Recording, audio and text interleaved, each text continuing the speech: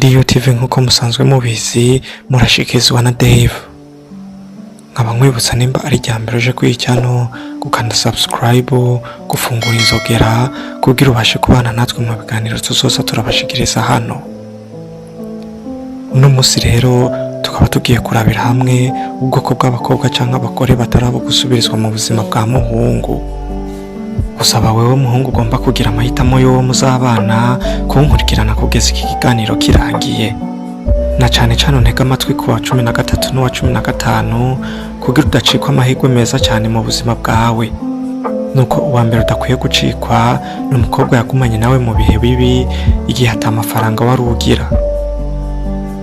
Uwa kabiri ni umukobwa wafashe nabi ariko akemera akagumana nawe kandi atarabuze ayandi mahitamo yogira. Uwa gatatu ni umukobwa yagufashije mu buryo bw'amafaranga no kugutera intege mu gihe atakintu wari ufise umufasha. Umukobwa wa kane ni umukobwa wabeshe kandi ukanamuca inyuma ariko yongeye kuguha amahirwe yo kwirimbura.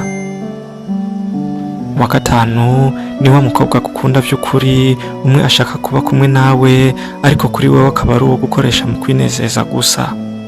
Umukobwa wa gatandatu ni umukobwa kubabarira nubwo utaba wamusabye imbabazi.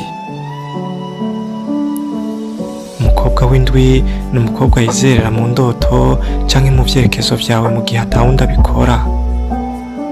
Uwa munani ni wa mukobwa yagumye ku ruhande rwawe nubwo yari afise utwigoro twiwe. Umukobwa w'icenda ni umukobwa yaguhaye urukundo rutagira imbibe atigera ashaka ikintu na kimwe co batandukanya. W'icumi nawe ni wa mukobwa ashira umunezero wawe imbere y'ibindi byose kuri we. Nuko reka tuje ku wa 11, uwo nawe ni wa mukobwa yihanganiye kutamuha urukundo mu bijanye n'amarangamutima ariko ntiyigera gutererana. Umukobwa w'12 nawe ni umukobwa agwanira umubano wanyu nubwo bigaragara ko we uri kuramwirinda.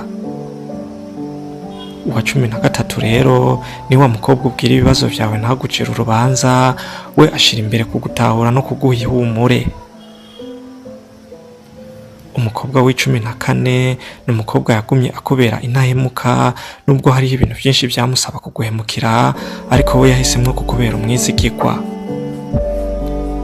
Wa 15 ari nawo wa nyuma ni wa mukobwa gusengera, umwe aguhimiriza kuva mu ngeso mbi akakwereka uburyo ukwiye kuba mwiza mu maso y'abantu.